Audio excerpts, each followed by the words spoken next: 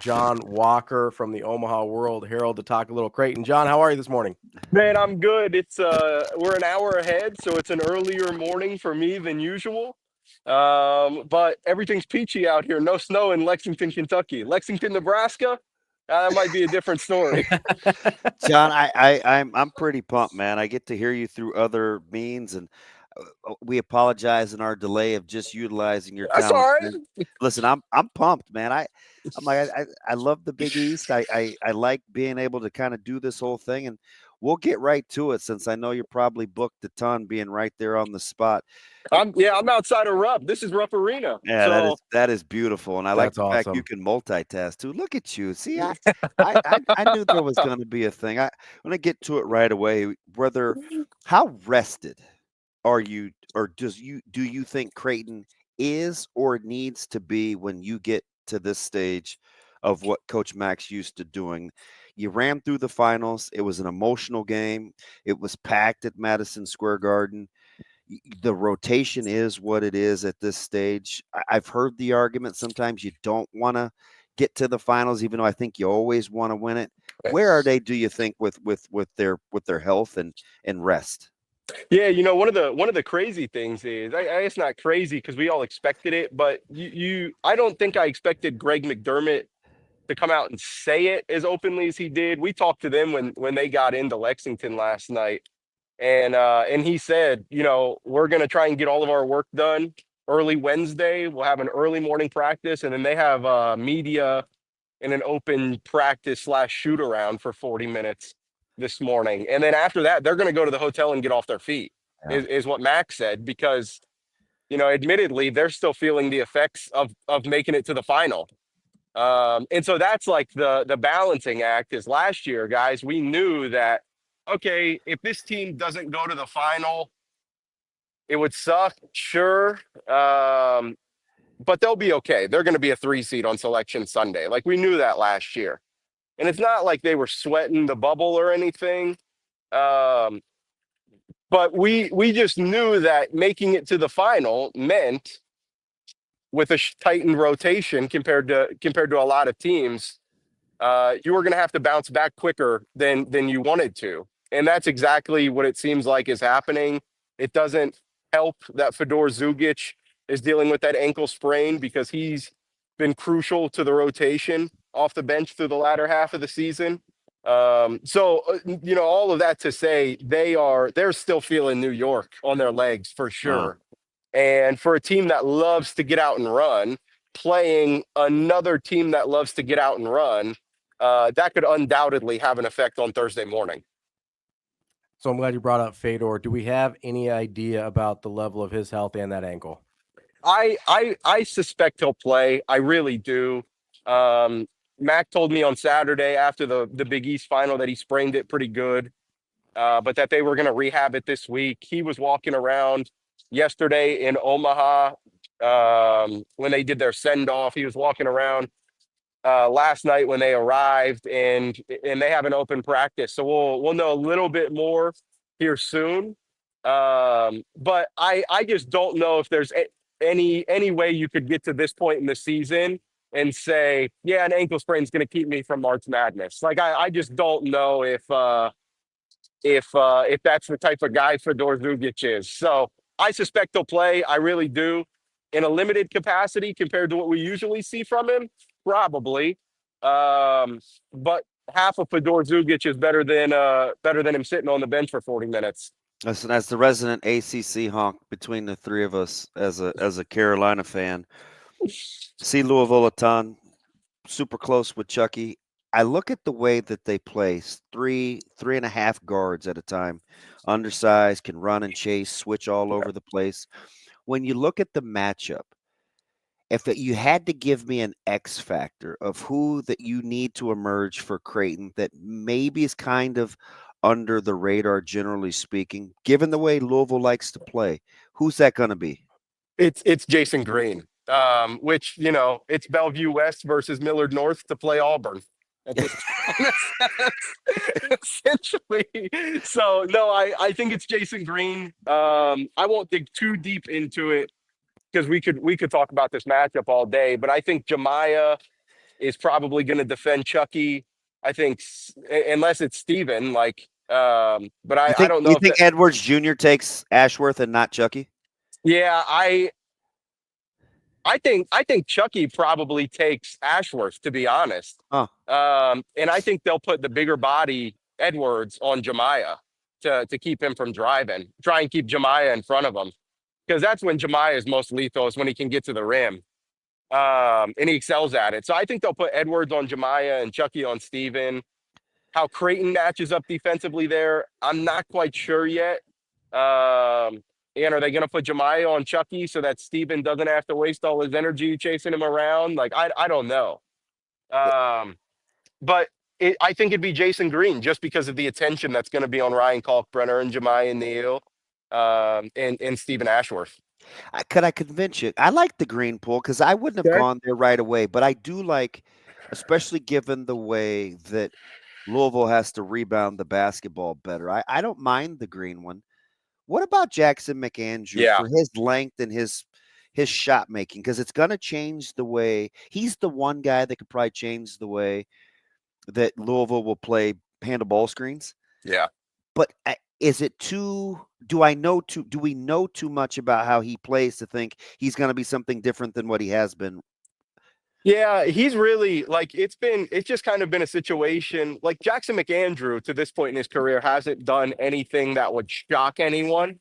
He's mostly been a perimeter shooter. We all know that. He's put his back to the basket and put a couple of nifty moves on people at different points in the season. But to think that that's going to be the game plan, I would be out of my mind if I sat here and told you that Creighton's path to victory was letting Jackson McAndrew post everyone up for 40 minutes. Yeah.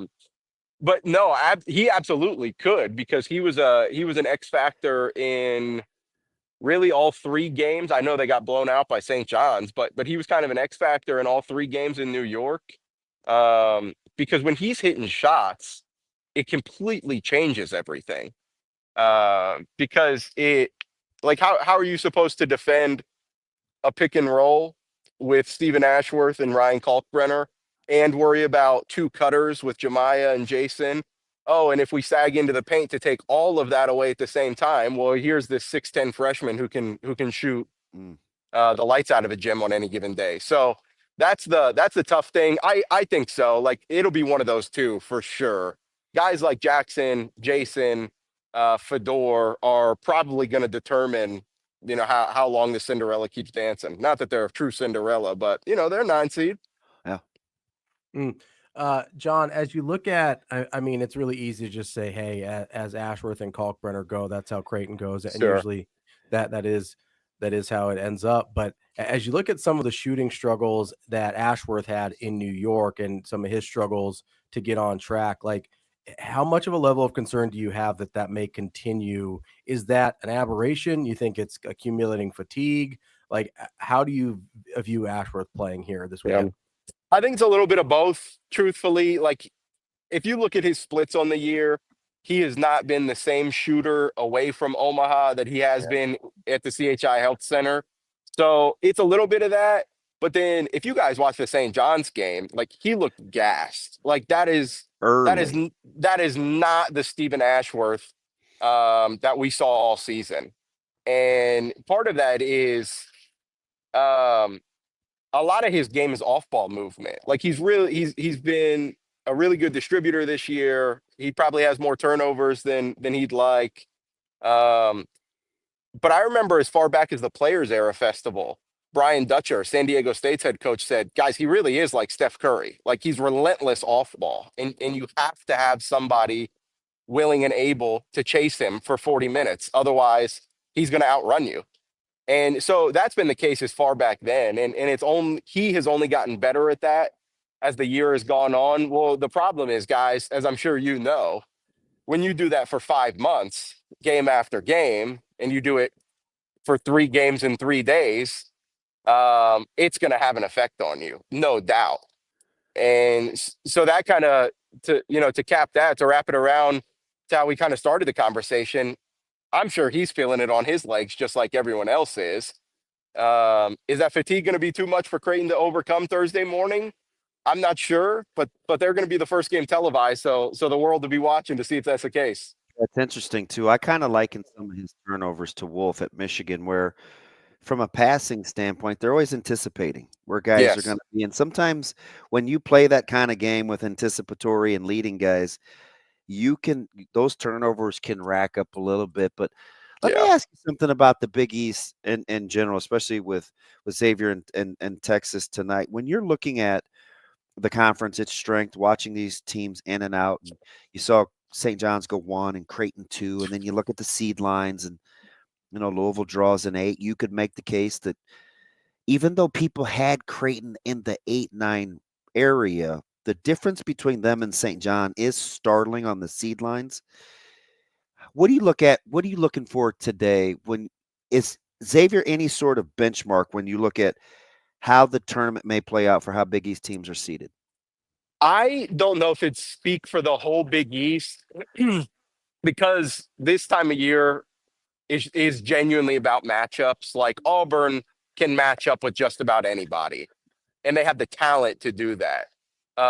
But for a team like Creighton, especially, it's all about matchups because if a team has a big like St. John's and somebody who can not cancel out, but slow down Ryan Kalkbrenner or at least match his production, and say, hey, Jason Green's going to have to shoot 4 threes to beat us, and Jackson McAndrew is going to have to hit 4 threes to beat us, and those guys don't.